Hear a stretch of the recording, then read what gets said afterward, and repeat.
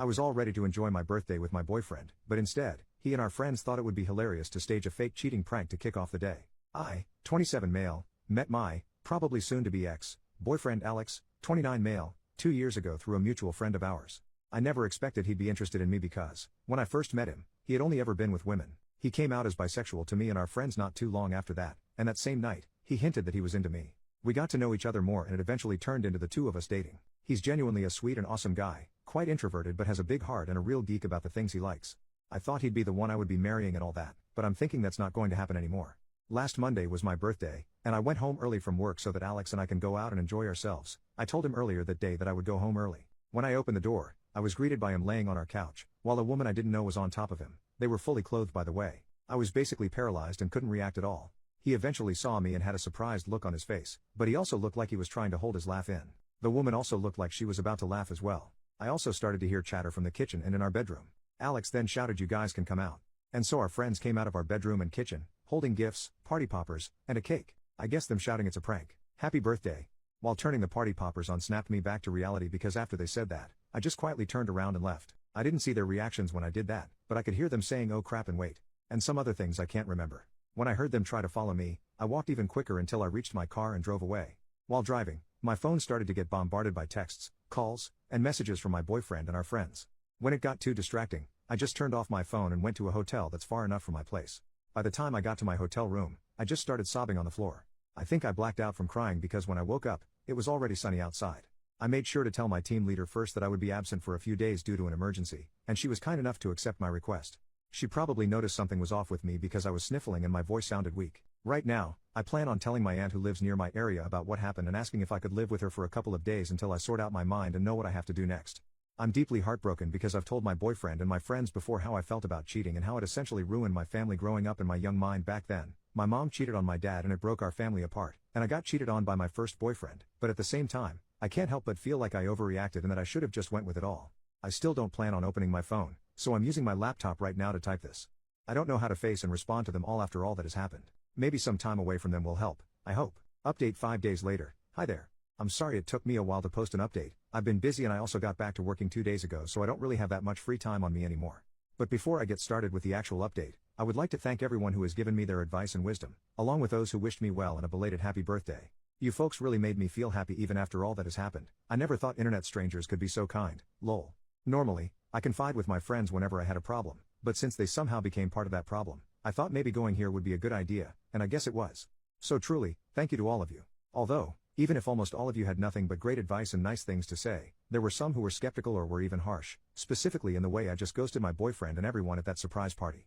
Truth be told, I could have done something more mature as some would say, but really, in that moment, all I could think was remove myself from that situation because I wouldn't know what I would do if I fell back to my old self. For context, I found out my mom was cheating on my dad at 14 years old. I got home from school early and found that the house was empty. I went upstairs to go to my room, but as I got nearer to my parents' room, I heard these faint sounds of lovemaking, and it didn't help that the door to the room was slightly opened. Curiosity got the best of me and I decided to take a peek inside, and there she was, my own mom cheating on my dad with his coworker.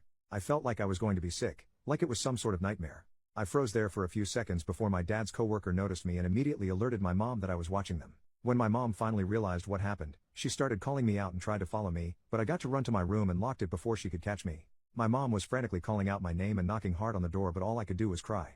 The realization that the person I was calling my mom wasn't the person I thought she was hit me like a ton of bricks because I used to adore my mom. She was always around while my dad was working full-time, which made me resent my dad because he was never around. I remember hiding under my bedsheets and eventually falling asleep. I was woken up by my dad knocking on my door and calling me to come out. I had to comply, of course, and when I opened my door, my father was standing in front of me, with my mom behind him. He gave me a tight hug and asked me about the guys who bullied me while I was walking home from school, and I was confused when he mentioned that, but then I saw my mom looking mad at me and basically telling me through her face that I should go along with it.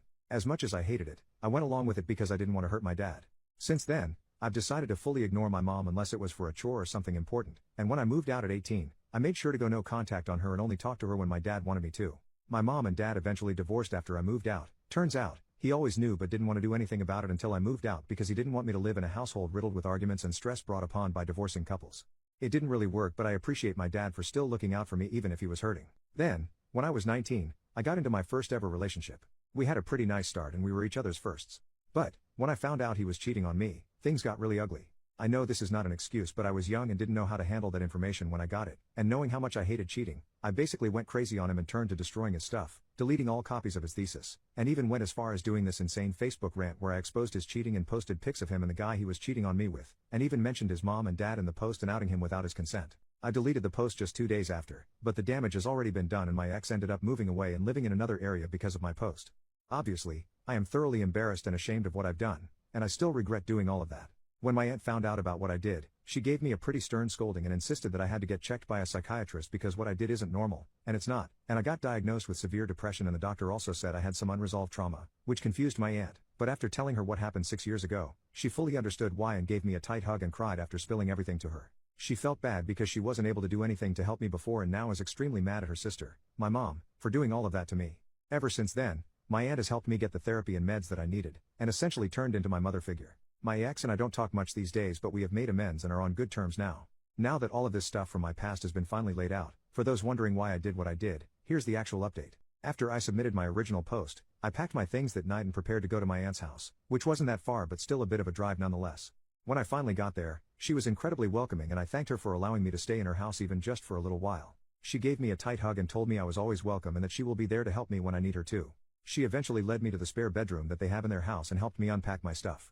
She is honestly such an incredible woman and I love her so much. She's basically the mom I've always wanted. Once I was done unpacking, I was again confronted by the fact that I haven't opened my phone for quite some time now. I've avoided it for so long that I didn't think I could open it again, but I knew I had to. The moment my phone booted up, hundreds upon hundreds of texts, chats, and missed calls popped up on my screen. Even if I was still hesitant, I decided to open my chats and looked at our friend group's chat first. The chats from the start were all very frantic in nature, with my friends asking about where I was or what happened. But after scrolling down a few more times, the chats turned into them apologizing that the prank happened and that it was not on the plan at all. One of my friends even blamed the girl that was on top of Alex and thought she was untrustworthy. Finally, the chats ended up being them hoping they could contact me and wishing I was safe. I guess they knew I just read their chats because as soon as I was done back reading, my friends immediately knew I was online and asked how I was doing and where I was. They also started apologizing again for not being able to stop the prank from happening and that they didn't know that was going to happen and thought the original prank was going to be something else. At this point, I was thoroughly confused because they seemed happy enough to be there during that night, but I knew I had to apologize to them first for ghosting them and asking their side of the story first before speaking about what had happened. Essentially, they were simply planning a surprise birthday party for me with Alex in a group chat that didn't include me. Then, my boyfriend added a few more people into the group chat, saying that they were college friends of his and he wanted them to be a part of the surprise party too since they also wanted to meet and get to know me better. As a suggestion, one of my boyfriend's college friends pitched the idea of them pranking me. The plan was my boyfriend is going to be on the couch with a serial killer holding a bloody knife and fake stabbing my boyfriend while the killer was on top of him and while my boyfriend is bleeding everywhere. My boyfriend's college friends thought it would be funny to see my reaction, although my friends were initially skeptical. They reassured them that it would be harmless fun and that once my boyfriend and the friend who'll be acting as the killer got their desired reaction on camera, they can just tell me that it was all a prank and my friends and my boyfriend's other college friends would come out and surprise me with their gifts and stuff. My friends eventually agreed so as long as they don't drag out the prank and immediately reveal everything once they captured my reaction on camera. The day of my birthday comes and everything they'd planned seems to be going smoothly, with them waiting for me. My boyfriend's college friends ushered everyone to hide while they set up the prank, and when it was done, they would hide too. When they finally heard my boyfriend say they can come out, they thought the prank was a success because I looked absolutely mortified, but they knew something was up when even after the prank was revealed, I was still looking shocked and almost teary-eyed even, until I finally turned around and left. They were understandably shook and confused, thinking the serial killer prank was too much, but knowing me, I wouldn't have minded it at all since I love scary movies and an avid horror enjoyer. That was then they realized that my boyfriend's female college friend was on top of my boyfriend, not wearing any serial killer costume and not holding any fake bloody knife. They then saw my boyfriend pushing his female college friend away from him and chasing after me. Some of them also tried to follow me, while some were asking what happened to the original plan. Even my boyfriend's other college friends were wondering why their female friend wasn't in costume, but she was just silent. After a few minutes, my boyfriend came back to our apartment looking distraught and crying. He then tells everyone that they should all go and proceeds to go to our bedroom. They wanted to ask him what happened but he shut the door before they could. His female college friend then followed him inside which really weirded them out, but after a while, they hear my boyfriend shouting at her, telling her to piss off. She then goes out the door on the verge of tears and leaves the apartment. They said everything happened so fast that they didn't know how to process all that has happened. Not too long after that though, they realized that I was missing and started calling and texting me, but I didn't respond to any of them. Eventually, I was unreachable, I turned off my phone, and decided they should just go home and wait for me to respond. My boyfriend's college friends apologized profusely to what has happened and didn't mean for any of this to happen, but they basically just ignored them. They then followed their retelling of their side with videos that they've recoded that prove their accounts, along with an apology and wishing that I was doing well. After my friends told me what happened on their point of view, I felt really terrible and apologized again for ghosting them and telling them that everything that happened was none of their fault. I told them that I would make it up to them soon, but they reassured me that they accept my apology and are just happy that I'm alive and well. They also pitched to have a late birthday celebration with me this weekend, and my boyfriend and his friends aren't included this time. I of course happily agreed and thanked them for being such great friends and that I really couldn't thank them enough for being such an awesome bunch of people. The morning of the next day, my aunt knocks on my door and wakes me up, telling me that I have a visitor downstairs. She looked a bit mad, so I can already tell who it was. It was my boyfriend Alex, carrying this beautiful bouquet of flowers and my favorite chocolates with him. Even if he looked amazing, his face was the complete opposite because he looked like he was crying for days. I asked him how he found out about where I was and told me that once I turned on my phone again, an app on my phone that we both have notified him of my whereabouts. It's basically an app that allows you and your trusted friends to share your locations in real time as long as you have an internet connection and your locations is on. I was a bit frustrated that he actually came here to my aunt's house, but nevertheless, he was already there, so might as well just hear him out on what he had to say. He basically reiterated what my friends told me, but he added in some more details that my friends didn't know about. Apparently, his old college friends reconnected with him after he lost touch with them after they graduated. They found his Facebook account through some searching and wanted to ask him about his life after all these years. They were especially happy when he told them that he currently has a boyfriend because they secretly knew he was bisexual but didn't want to make assumptions or make him feel weird about it. Alex eventually tells them about me, and he mentions that him and our friends are planning a secret birthday surprise for me and they immediately wanted to be a part of it. After they were added to the group chat, they started suggesting ideas on how to make the surprise much more fun, until their female friend, we'll call her Anna, suggested that they do a prank to surprise me. Alex's college friends were immediately on board because they saw TikToks of it and they thought it was really funny, but my friends were obviously skeptical. Eventually, they agreed what the prank is going to be and that the prank wouldn't take too long. Anna volunteered to be the serial killer since it was her idea, and they all went and did their parts of the surprise so that everything would be ready when my birthday comes. The day of the surprise party comes, and everyone prepares for my arrival. When Anna and Alex went into their assigned positions for the prank, he wondered why she still wasn't in her costume and that her props was missing, but all she could reply was that she forgot. Alex offers to find the costume and props but Anna insists that there's no more time and that I was going to arrive soon. Alex at this point was extremely uncomfortable and wanted to get out of their position, but before he could do it, I've already opened the door and saw them. He admits that he messed up by laughing a bit at my reaction because it was exactly the reaction he thought I was going to make but immediately realized what it looked like and called everyone to come out to save himself from the embarrassment and give context to what I was seeing. When he realized that that didn't work, he forcefully pushed Anna away to chase after me, but he wasn't able to keep up once I got into my car. It then sunk into him that he messed up big time and that when I drove away, that's when he remembered my trauma about cheating, which made him cry while returning to our apartment. He tells everyone to leave and retreats to our bedroom, not really knowing what to do. To his shock, Anna comes inside our room unannounced and starts comforting Alex. He repeatedly tells her to leave and that he'll be fine, but what really set him off was Anna asking him, "So, does that mean you're single now?" That's when he realized she did it on purpose. Alex then shouts at her and angrily asks her to leave, which she then complies to after looking like she just embarrassed herself. Alex is in tears at this point, and he tells me that he wishes he just didn't agree with the prank. He's cut off contact with his college friends for now, and is incredibly sorry about what happened. He then starts hugging me really tightly and says that he loves me so much and that he's scared of losing me. His words alone also made me cry because even after everything, I still love him deeply and I do believe everything he said. After a minute or two of us hugging and crying, he lets go of me and tells me that we should get back together to our apartment, but that if I still need time and space, he'll gladly give it to me. I gave him a kiss and then respond to him with me asking him to help me pack my stuff. Of course, I gave my aunt the warmest of hugs and told her how much I appreciated her for helping me. She was happy things got resolved, but also jokingly threatened my boyfriend that if he did something stupid or hurtful to me again, she'll personally whisk me away to safety and away from him. My boyfriend laughed, but I think he was just hiding his nervousness. Now, I'm back in our apartment, and Alex even offered to throw away the couch that was used for the prank, but I declined since it's a pretty nice couch and everything that has happened was something no one wanted, aside from Anna probably. I've already made amends with my boyfriend and we've both forgiven each other, and my friends are happy that things worked out in the end. Alex is probably now invited to the weekend party but I've yet to ask them. Haha. Don't worry, I'm also going to get in touch with my therapist soon and book new appointments with her per the suggestion of my aunt. This has all taken a toll on me but I'm glad to have the support of my BF, my friends, and everyone who has read my post and shared their support to me. Also, I realize that this update is probably not what most of you wanted to happen, and as much as I was close to just giving it all up, I never had a reason to in the end and I'm glad I got to hear their sides out before making any huge decisions that I might end up regret later, and I do trust my BF and my friends since they all sounded sincere and they did have proofs to back them up. I think this is going to be my last update since everything seems to have been resolved at this point, but I'll try to make an update if ever something happens, but I hope that's not going to be the case. Once again, thank you everyone. Final update 1 week later. Hello. This is definitely my last update about this mess because quite frankly I'm tired of all of this. But before I start this update, I would like to say sorry to everyone who thought my previous update was too long. I guess I was just overcome with joy. I feel stupid about it now, talking about what happened that I didn't get to edit it much, but don't worry, this update won't be as long.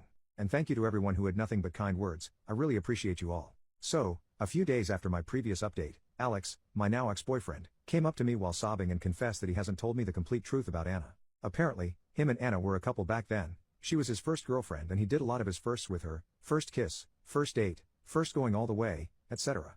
Once they graduated, Anna broke things off with him because she can't handle long-distance relationships and didn't want to be tied down yet. Anna breaking up with him caused him to go into a spiral and develop severe depression, along with self-harming tendencies, something he still goes to therapy for. It took a lot of work for him to get out of that hole and be a functioning human adult again, but things apparently didn't completely change for the better for him until he met me. As I quote, "I was the light at the end of the tunnel that he desperately wanted to get out of." But, I guess ghosts from the past have their way of coming back to haunt you. A few weeks before my birthday, Alex's college friends found his Facebook and contacted him to reconnect. Things went well for them until he was added into their group chat that had Anna in it as well. As what he said, it definitely reignited some old feelings that he had, and it also didn't help that Anna was acting like nothing bad happened between the two of them. They agreed to meet to catch up, one thing led to another, until that one thing ended up being them making love every single day up until the birthday surprise lol. It only really hit him how much he messed up and realized that he was doing something incredibly shitty when he saw my devastated face after seeing Anna on top of him for the prank that they supposedly planned for me. According to him, he was trying to bring back those strong feelings and emotions that he once felt back when he was with Anna, but seeing me look ruined and distraught made him realize that what he had with me was incomparable to what him and Anna had, so I guess that's what led him to confess and be all remorseful. Of course, I had to hear him apologize and cry in front of me, and I did cry too, but I couldn't bear being around him anymore after hearing all of that. I then calmly told him that I accept his apology, but that I didn't want to be with him anymore and that I'd be leaving the apartment and sort things out once we're both in clearer states of mind. He didn't like that one bit and started sobbing like crazy and even went as far as hugging me incredibly tight just so that I wouldn't go. It was a struggle, but I eventually got out of his clutches by pushing him away hard enough. I ran as fast as I could, ironic, to get to my car and immediately headed to my aunt's house. When I got there, I just sobbed into my aunt's arms and felt incredibly weak. She probably understood why I was crying that much without asking me why, so she started consoling me until I was too tired to cry and slept. Yesterday, I got a call from a friend of Alex that he's in the hospital after being found unresponsive and full of cuts on his arms. I didn't want to go because I'm obviously still hurt about everything, but Alex doesn't have any family anywhere near him and I'm the only one who knows about his medical history and details, and technically his closest family, so I had to. When I got there, his arms were full of bandages and his face looked all puffy and red. Right now, I'm outside his hospital room, waiting for his doctors to give me an update or tell me anything or something that I should do. He also hasn't woken up yet, so I'm bracing myself for when he does.